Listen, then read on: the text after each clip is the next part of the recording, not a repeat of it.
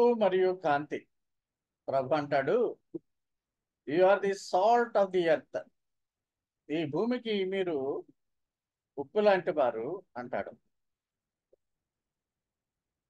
అలాగే you are the salt of the world. ఈ లోకానికి మీరు వెలుగు అంటాడు. మత్తయి సువార్తలో 5వ అధ్యాయంలో 13, 16లో ఉన్నటువంటి దాన్ని మనము ధ్యానించబోతున్నాం. ఈ భూమికి ఉప్పు వంటి వారు, లోకానికి వెలుగు వంటి వారు అనేటువంటి ఆ యొక్క మెసేజ్ని ఈరోజు మీకు అందించబోతున్నాను. ప్రభువైన యేసు కొండ మీద చేస్తున్నటువంటి సుదీర్ఘమైనటువంటి ప్రసంగంలో ఇది రెండవదిగా మనం చూస్తున్నాం. అంటే కొండ మీద ప్రసంగంలో మత్తయి సువార్త 5వ అధ్యాయంలో 9, 6వ అధ్యాయంలో 5, 6వ అధ్యాయంలో 7వ అధ్యాయంలో 6 వెరసి ఇంచుమించు 20 ప్రసంగాలుగా ఒక 2.5 నెలల పాటు మనం వీటిని ధ్యానం చేయబోతున్నాం దేవుని చిత్తమైతే. ఇవి క్రైస్తవ జీవన విధానానికి ఇవన్నీ కూడా అత్యవసరం. అందరూ తెలుసుకోవాల్సిన విషయాలు, పాటించవలసినటువంటి విషయాలు. ఆదివారం నాడు బియాటిట్యూడ్స్ అనేటువంటి ప్రసంగాన్ని మనం విని ఉన్నాం. ఇంకా ఆదివారము ప్రార్థనా దినము థర్స్డే అని కాకుండా వరుసగా చెప్పుకుంటా పోతే ఇంచుమించు 2.5 నెలలు ఈ యొక్క ప్రసంగాలను మనము వినవచ్చు. ఈరోజు మనము ధ్యానించబోయేటువంటి అంశము ఉప్పు మరియు కాంతి. క్రీస్తు యేసునందు ప్రియ విశ్వాసులారా, ప్రభు అయిన యేసు నామం పేరట మీకు శుభములు కలుగును గాక. మత్తయి సువార్త 5వ అధ్యాయం 13, 16 వచనంలో ఏమంటున్నాడంటే, మీరు లోకమునకు ఉప్పై ఉన్నారు. అయితే ఇంగ్లీష్లో ఎర్త్ అని ఉంటుంది. ఎర్త్. ఉప్పు నిస్సారమైతే అది దేని వలన సారం పొందును? అది బయట పారవేయబడి మనుషుల చేత త్రొక్కబడుటకే గాని మరి దేనికిని పనికిరాదు. 14వ వచనము, మీరు లోకమునకు అంటే వరల్డ్‌కి వెలుగై ఉన్నారు. అయితే తెలుగు ట్రాన్స్‌లేషన్‌లో 13వ అధ్యాయం 13వ వచనము, 14 వచనాల్లో లోకం లోకం అని ఉంది. కొండ మీద నుండి పట్టణము మరుగై ఉండదు. వెలుతురులో ఉన్నటువంటి కొండ మీద పట్టణము అందరికి కనిపిస్తుంది. 15వ వచనంలో మనుష్యులు దీపం వెలిగించి బాస్కెట్ కొంచెం కింద పెట్టరు, కానీ ఇంటి వారు అందరికీ కూడా వెలిగించుటకై దీపస్తంభం మీద వారు పెడతారు. అంటే ఒక ల్యాంప్ స్టాండ్ లాంటి దాని మీద ఎత్తుగా ఒక స్టూల్ మీద ఎక్కడో పెడతారు. 16వ వచనం చూసినట్లయితే, మనుష్యులు మీ సత్క్రియలను చూచి పరలోకమందున్న మీ తండ్రిని మహిమపరిచినట్లు వారి ఎదుట మీ వెలుగును ప్రకాశింపనీయుడి. ఇందులో 2 భాగాలుగా మనం చూస్తే, లోకమునకు లేక భూమికి మీరు ఉప్పై ఉన్నారు అనేటువంటి ఆ ఒక వాక్యము మాత్రమే ఉప్పు గురించి వ్రాయబడింది. అయితే వెలుగు అయి ఉన్నారు 14, 15, 16 ఈ 3 వచనాలు కూడా వెలుగుకు సంబంధించినటువంటి వాక్యములుగా మనం చూడవచ్చు. You are the light of the world and the salt of the earth. మనము ఈ 2 కూడా మనకి ఫెమిలియర్. అనుదిన జీవితంలో ఉప్పును ఉపయోగిస్తూ ఉంటాం మనము. అలాగే చీకటి పడగానే మనకి లైట్లు కావాలి. వెలుతురు కోసం మనము వెలుతురులో ఉండే విధముగా విద్యుత్తు దీపములు లేకుంటే క్యాండిల్స్ ఇలాగ ఒకవేళ విద్యుత్ లేకపోతే లాంతర్లు వెలుగును కోరుకుంటా ఉంటాం మనం చీకటిని పారద్రోలడానికి. ముందుగా ఉప్పు గురించి మనము ధ్యానం చేద్దాం. Salt of the earth. You are the salt of the earth. మీరు ఈ భూమండలం మీద ఒక ఉప్పు వంటి వారై ఉన్నారు. ఉప్పును ఎలా తయారు చేస్తారో మీకు తెలుసు కదా. సముద్ర తీరంలో మడుల కింద కడతారు. సముద్రపు నీళ్లను ఆ మడులలో ఎండబెడితే ఆ నీటి నుంచి ఉప్పు వస్తుంది. వాటిని రసాయనిక ప్రక్రియ ద్వారా వాటిని శుద్ధి చేస్తూ ఉంటారు. అంటే అందుకనే సముద్ర జలాలు ఎప్పుడు కూడా ఉప్పును కలిగి ఉంటాయి. మీరు లోకానికి ఉప్పై ఉన్నారని ప్రభువు చెప్తున్నాడు. తన అనుచరులు, తన శిష్యులు అందరినీ కూడా మీరు ఉప్పు వంటి వారు అని అంటున్నారు. ఉప్పు మనకి సాధారణంగా ఆ, మొదటి ఉపయోగం ఏంటంటే ఆహారాన్ని నిల్వ చేయడానికి ఉపయోగపడుతుంది, టు ప్రిజర్వ్ ఫుడ్. అదే రీతిలో ఈ క్రైస్తవులు ఈ లోకములో విశ్వాసులుగా ప్రిజర్వేటివ్గా ఉండాలి. అంటే ప్రపంచములో యేసు సువార్తకు సంరక్షకులుగా ఉండాలి. అంటే సువార్త క్షీణించిపోకూడదు, సువార్త ప్రకటింపబడకుండా ఉండకూడదు. ప్రభువు మధ్యాకాశానికి వచ్చే పర్యంతము సువార్త వెదజల్లబడే విధముగా లోకానికి విశ్వాసులు కృషి చేయాలి. మనం గమనిస్తున్నట్లయితే ఆహార పదార్థాలు కుళ్ళిపోకుండా ఉప్పును వాడతారు. ఊరగాయ, ఆంధ్రాలో అందరూ కూడా ఊరగాయ పెట్టుకుంటా ఉంటారు. ఊరగాయలో ఆ మామిడి పళ్ళు అవి కూడా, మామిడికాయలు ముక్కలు ఆ, కుళ్ళిపోకుండా ఉప్పును వాడతారు. అలాగే ఒక చోట నుంచి ఒక చోటకి మాంసాహారాన్ని పంపించాలంటే వండకుండా దానికి ఉప్పు రాసి పంపిస్తూ ఉంటారు. అంటే ఉప్పు వల్ల ఆ ఆహార పదార్థాలు, ముఖ్యంగా ఈ మాంసాహారము కుళ్ళిపోకుండా ఉంటుంది. అంటే ఉప్పు ఇక్కడ మనకి ఒక ప్రిజర్వేటివ్ కింద చూస్తున్నాం. అలాగే దేవుని పరిచర్యలో మనము ఒక ఉప్పు వంటి వారముగా ఉండాలి. ఆ విధముగా ఈ లోకములో ఆ, వాక్యము లేక మన జనులందరూ కూడా దారి తప్పిపోయేటువంటి పరిస్థితుల్లో నరకానికి పోయే విధముగా ఉండి ఉండగా దేవుడు మనలను పరలోకానికి ఆయన మనలను ఎంపిక చేసుకుని ఉన్నాడు గనక, ఎంపిక చేయబడినటువంటి శిష్యులముగా లోకానికి కూడా మనము యేసు గురించి తెలియచేయాలి. We should be preservative of the gospel to the world. కీర్తన 14:2-3లో ఏముందంటే, దేవుడట ఆ పరలోకం నుంచి, ఆకాశం అంటే ఇక్కడ పరలోకం, ఆ తెలుగులో హెవెన్ అనే బదులు ఆకాశం అని ఉంటుంది. పరలోకము నుండి దేవుడు చూడగా నరులందరూ కూడా చెడిపోయి ఉన్నారట. మేలు చేయవాడు ఎవడనూ లేడట, ఒక్కడైనా లేడట. అంటే మనుషుడు సాధారణంగా స్వార్థపరులుగా ఉంటారు, సెల్ఫిష్ మోటివ్స్ తో ఉంటారు, దేవుణ్ణి వెదకరు. యూజువల్ గా దేవుని గురించి వెతికే వాళ్ళు ఎవరు ఉండరు. Many of the people do not seek God. జీవితంలో సంపాదన కొరకు, కుటుంబాన్ని పోషించడం కొరకు, వారు కంఫర్ట్ గా సంతోషంగా ఉండడం కొరకే మనుషులు ఎక్కువ సమయాన్ని ఉపయోగిస్తారు. అంటే కష్టపడకూడదు, సంపాదించుకోకూడదని మనం చెప్పం, కానీ అదే సమయంలో దేవుని వాక్యాన్ని మనము ఎప్పుడు కూడా తలపోస్తూ దేవుని వాగ్దానాలను మనం పరిశీలన చేసే వారంగా మనం ఉండాలి. We must seek the Lord always. దేవుణ్ణి వెతకాలి, వెతకాలి, ఇంకా వెతకాలి, ఇంకా వెతకాలి. ఆకాశం నుండి అంటే పరలోకము నుండి ఆయన చూడగా దేవునిని వెతుకువారు ఎవరైనా ఉన్నారేమో అని ఆయన చూసినప్పుడు అందరూ దారి తప్పి చెడిపోయి ఉన్నారట. మేలు చేయవాడెవడనూ లేడట, ఒక్కడైనను లేడట. మనం గత వారాల్లో చూసాం. సాధారణంగా మనుషులు చాలా మంది స్వార్థపరులుగా ఉంటారు, పాపులై ఉంటారు. ఎక్కువగా పాపం వైపు వెళ్ళే వారుగానే ఉంటారు, దేవుని ఎంతో ఆసక్తి కలిగిన వారుగా ఉంటారు. మనమైతే దేవుని పట్ల ఆసక్తి కలిగి ఉన్నామనేటువంటి మంచి మాటలను విని ఉన్నాం. ఇటువంటి జనాంగం మధ్య, అంటే వివేకము లేని వారి మధ్య, దేవుని యొక్క మార్గం నుండి తొలగిపోయిన వారి మధ్య, మేలు చేయువారు లేని సమాజంలో మనమున్నాము. అటువంటి సమాజానికి మనము యేసు ఆ యొక్క ఆ ఆ పరిచర్యను మనము ఒకవేళ ప్రసంగాల ద్వారా లేక మన యొక్క టాలెంట్స్ ద్వారా ప్రదర్శించకపోతున్నప్పటికీ మన సాక్షి జీవితం ద్వారా యేసును ఇతరులకు వెదజల్లాలి. అంటే ఉప్పుగా ఒక సారవంతమైనటువంటి విధానంలో మనము జీవించాలి. రోమీయులకు రాసిన పత్రిక 8వ అధ్యాయము 9వ వచనంలో ఏముందంటే, శరీరానుసారులు దేవునికి విరోధమై ఉన్నారు.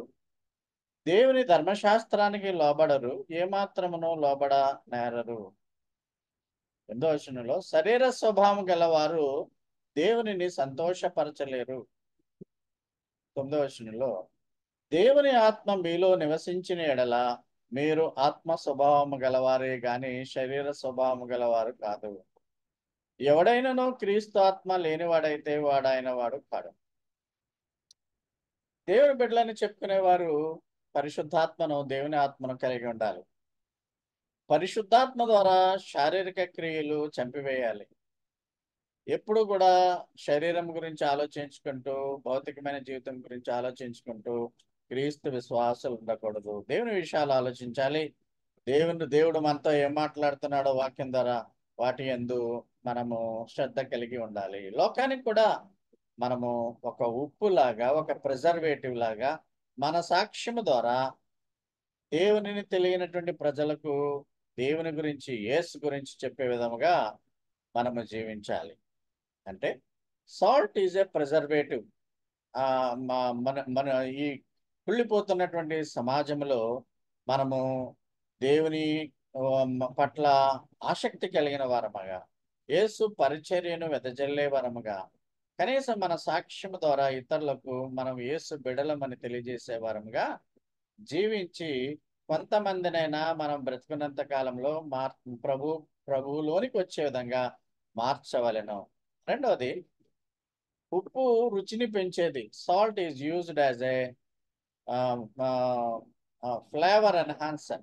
ఫ్లేవర్ ఉప్పు లేకపోతే కూర రుచిగా ఏముండదు. చప్పటి పదార్థాలు ఎవరో తినరు, రోగులు తప్పించి. సో ఉప్పు ఎప్పుడు కూడా రుచిని పెంచే విధముగా ఉంటుంది.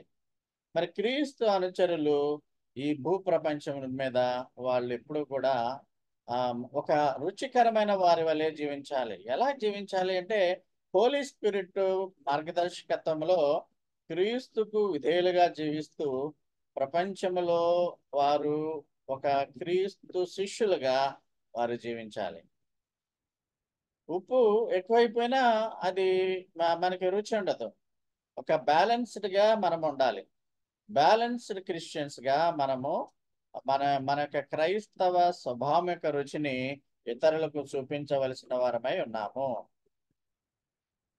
కలహాలు పెట్టుకున్నటువంటి కుటుంబాల్లో మనము శాంతిని స్థాపించే వారముగా ఉండాలి. ప్రిన్స్ ఆఫ్ పీస్ కు మనం శిష్యులం కదా. చాలా మంది ప్రజలు, క్రైస్తవులు కూడా కలహాలని, అగ్నిని రాజేస్తూ ఉంటారు. కుటుంబాలలో చిచ్చుని రేపడుతూ ఉంటారు. అది మనిషి నైజం. క్రైస్తవులు అలా ఉండకూడదు, శాంతి స్థాపకులుగా ఉండాలి. దుఃఖము ఉన్న చోట మరింత దుఃఖాన్ని కలుగజేయకుండా క్రీస్తు పరిచారకులుగా గాయపడిన వారి యొక్క గాయాలను మనం కట్టాలి. ఆల్రెడీ దుఃఖంలో ఉన్న వారికి ఇంకా దుఃఖం కలిగించేటువంటి మాటలు మనం పలకూడదు. అదే రుచి కలిగించడం. ద్వేషము ఉన్న చోట క్రీస్తు ప్రేమను మనం వెదజల్లాలి. చెడుకు చెడు అన్నట్టు కాకుండా చెడుకు మంచిని మనము ఇవ్వవలసి ఉంటుంది. క్రీస్తు యొక్క అనుచరులు ఈ యొక్క లోకములో ఇతరులకు తెలిసే విధముగా ఉండవలెను.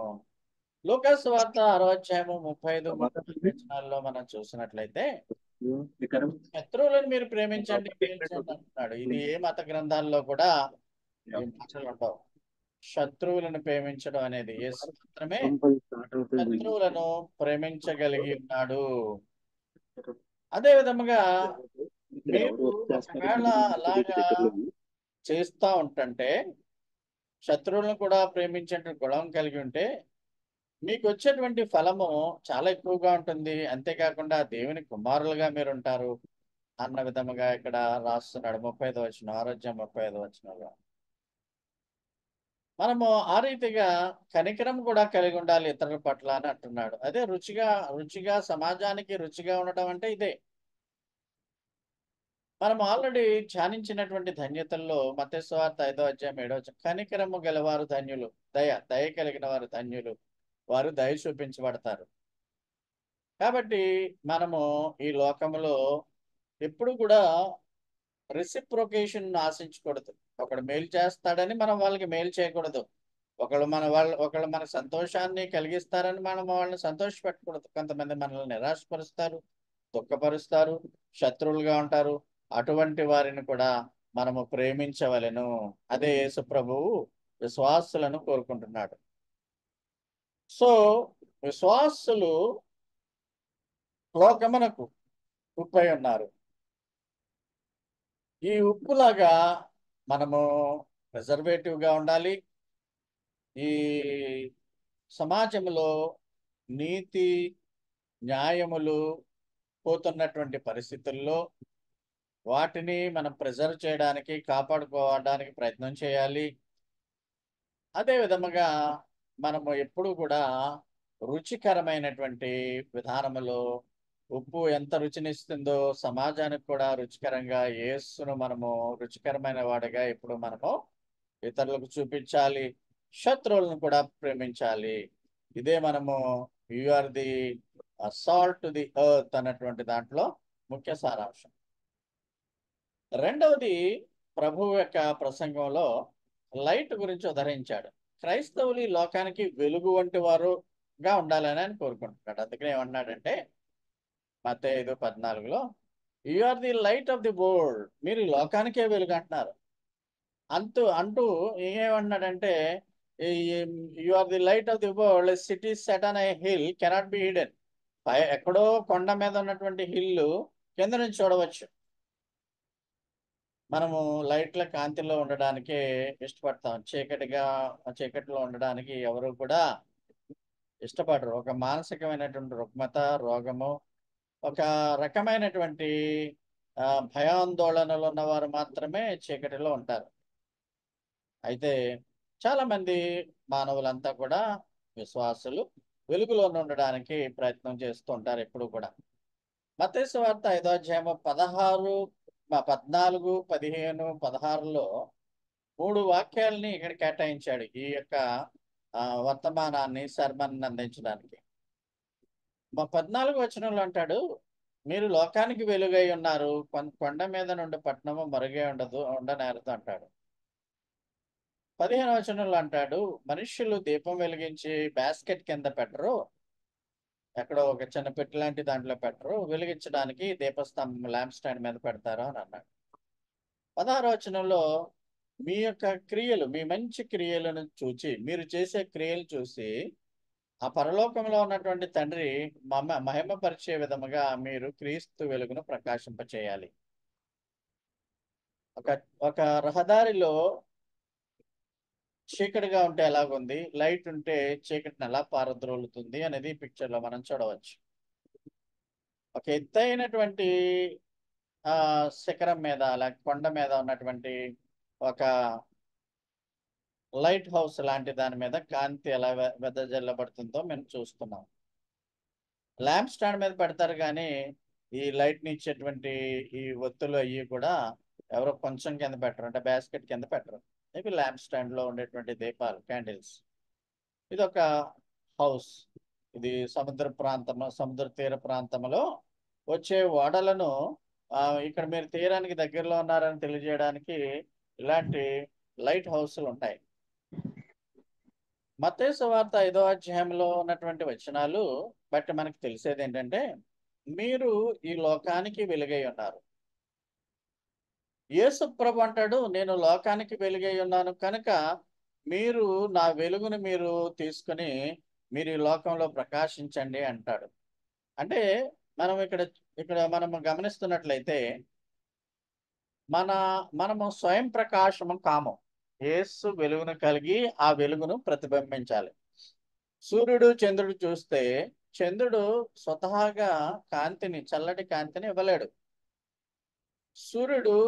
సూర్యునిలో ఆ హీలియం అనేటువంటి వాయువు మండడం వల్ల గొప్ప వేడిమితో సూర్యుడు ఎప్పుడు ప్రకాశమానంగా ఉంటాడు.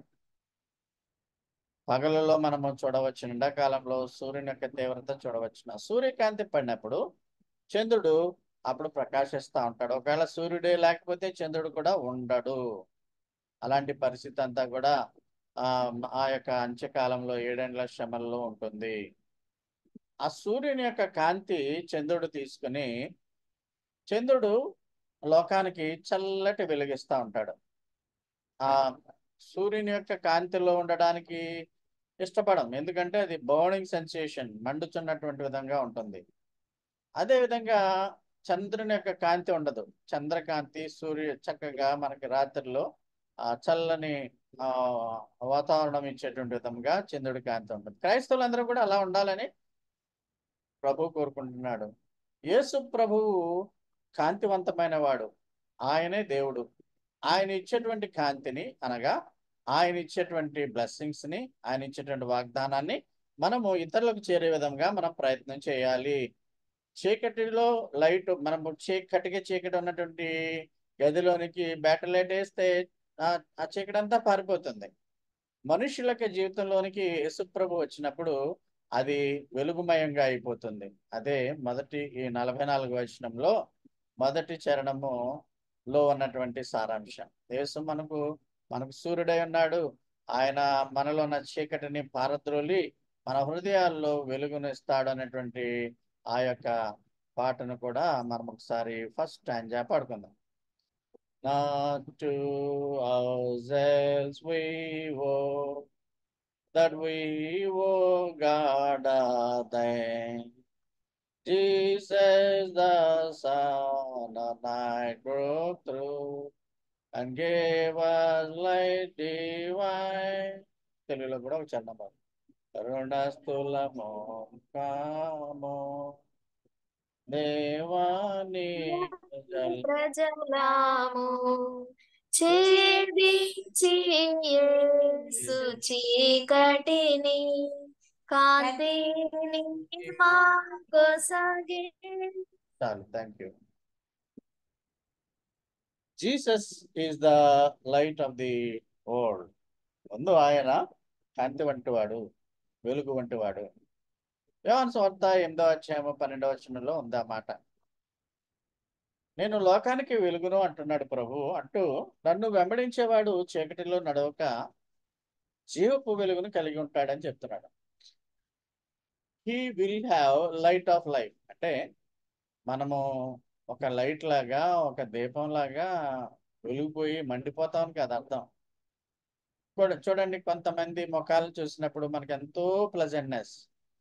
దేవుడు వీళ్ళలో ఉన్నారా అన్న విధముగా ఆ ప్లెజెంట్నెస్ ని, ఆహ్లాదాన్ని మనం కొంతమంది ముఖాల్లో మనం చూడగలుగుతాం. విశ్వాసులందరూ ఆ విధంగా ఎప్పుడు ప్లెజెంట్ గా ఉండాలి. ఆ విధంగా మనము లోకానికి కనిపించాలి.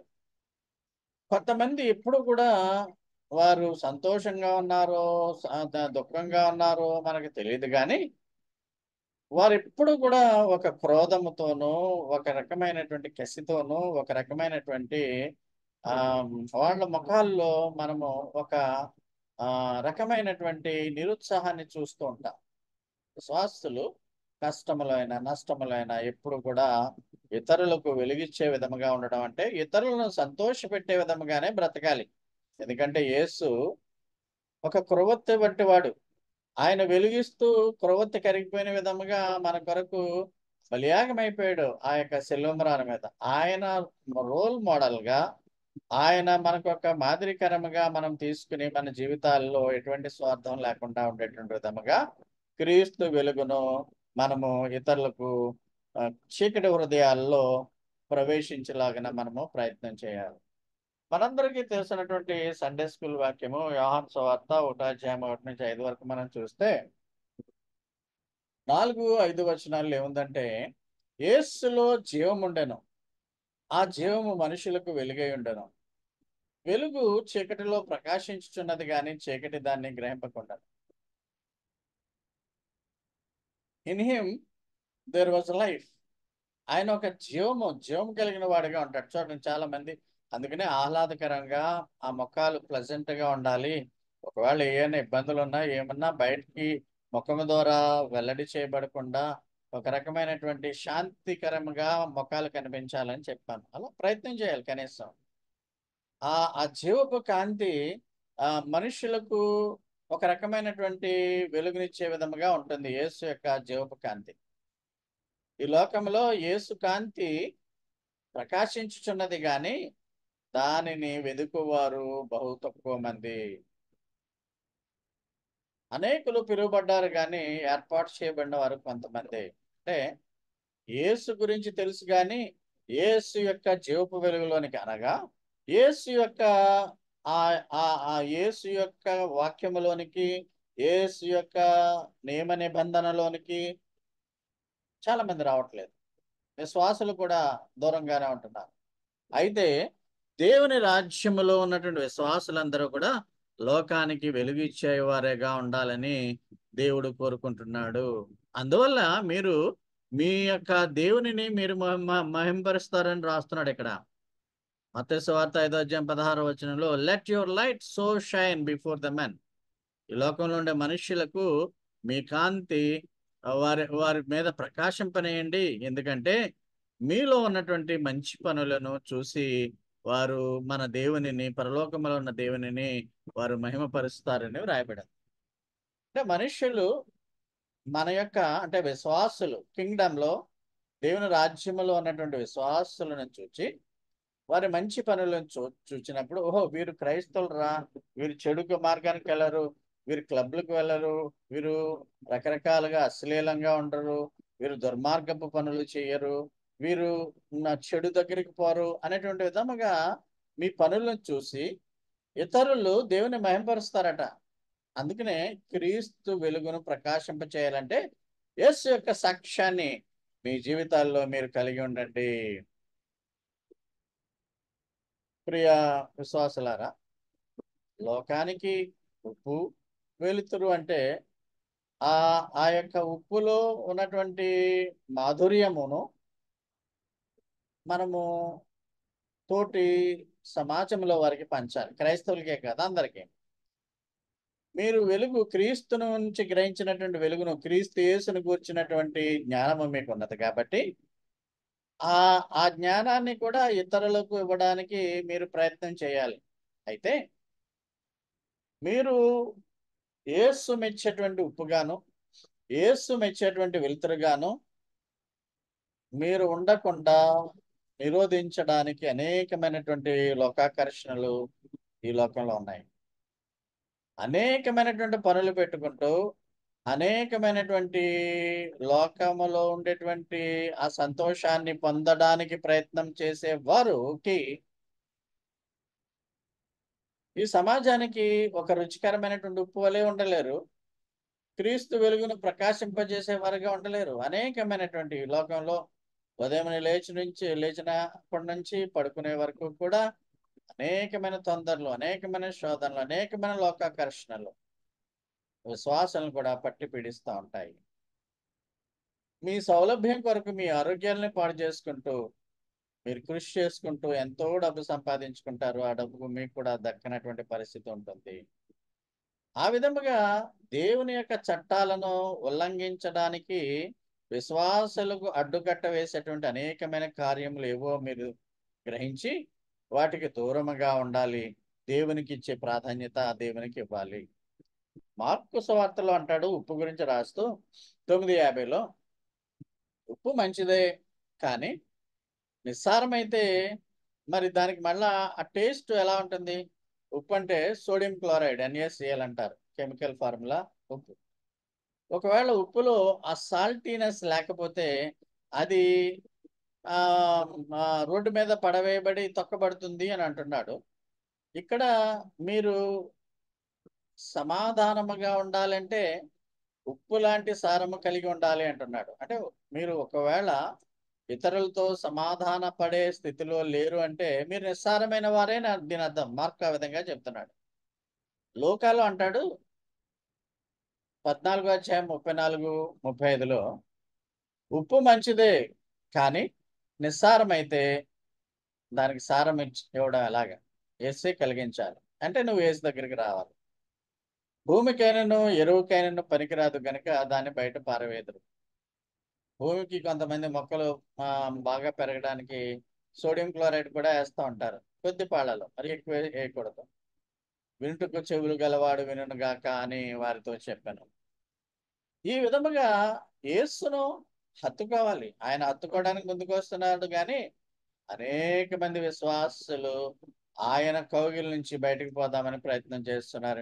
ఎందుకంటే లోకాకర్షణలు ఆ విధముగా యేసు నుండి విశ్వాసులను కూడా దూరపరుస్తున్నాయి కనుక మనము ఈ దుర్దినాల్లో ఉన్నాం కనుక, చీకటి దినాల్లో ఉన్నాము కనుక, నూతన సంవత్సరంలో మళ్ళా ఒక దేవుడు మన పట్ల ఒక గొప్ప ప్రణాళిక కలిగి ఉన్నాడు కనుక మనం ఎప్పుడు కూడా యేసు యొక్క అనుచరులముగా ఈ లోకంలో యేసును వెంబడిస్తూ యేసుకు అనుచరులుగా జీవించవలసినటువంటి పరిస్థితి ఉంటుంది. మన పాత్ర ఈ లోకంలో ఏంటి? పుడతాము, పెరుగుతాము, చదువుకుంటాము, ఉద్యోగాలు చేసుకుంటాం, పెళ్ళిళ్ళు సంపాదించుకుంటాం, పెళ్ళిళ్ళు చేసుకుంటాం, పిల్లలకి అంటాం, పిల్లలు పుడతారు. ఇదేనా? తర్వాత చచ్చిపోతాం. అంటే ఇదేనా మనం సంపాదించేది? ఏమంది ఆస్తుపాస్తులు ఉంటే అవి ఎక్కడ పోతాయో మీకే తెలీదు. కాబట్టి ఈ లోకంలో మనం ఏదైనా సంపాదించుకుంటున్నాము అంటే ఆ యేసును గూర్చినటువంటి సాక్ష్యం అనగా మీరు లోకానికి ఉప్పై ఉండండి, అదేవిధంగా క్రీస్తు కాంతిని వెదజల్లేవారుగా ఉండండి. అదే నిజమైనటువంటి శిష్యరికం, అదే నిజమైనటువంటి డిసైపుల్షిప్. మీరు లోకమునకు you are not at all ordinary people. మీరు ఏదో మేము సాధారణమైనటువంటి మనుషులం, భేదవాళ్ళం, ధనికులము, ఏమీ దేవుని దృష్టిలో పనికిరావు. మీరు లోకానికి వెళ్ళి ఆయన మీకు అనేకమైనటువంటి ఆయన తలాంతులు ఇచ్చాడు, దేవుని కొరకు ఉపయోగించండి. ఒక నాణ్యం ఇచ్చేవాడు, ఇచ్చినవాడు, పెక్కు నాణ్యములు కలిగిన వాడు ఏం చేశాడు? ఆ విధముగా దేవుని కొరకు మీరు ఉపయోగకరమైనటువంటి పాత్రల వలె ఉండండి. సమాజానికి ఉప్పులాగా ఉండండి. క్రీస్తు రుచిని చూపించే విధముగా ఉండండి. కుళ్ళిపోతున్నటువంటి సమాజంలో మనం ఉన్నాము. ప్రిజర్వేటివ్స్ లాగా ఉండండి. చీకటి కమ్ముకుంటుంది, దుర్దినాలుగా ఉన్నాయి. అయితే యేసు వెలుగును అనగా యేసు యొక్క అప్రేమను వెదజల్లే వరంగా మనము జీవిద్దాం. అలాగనే జీవించుటకు గాను దేవుడు తన మహాకృపను మనందరికీ కూడా కలుగజేయును గాక.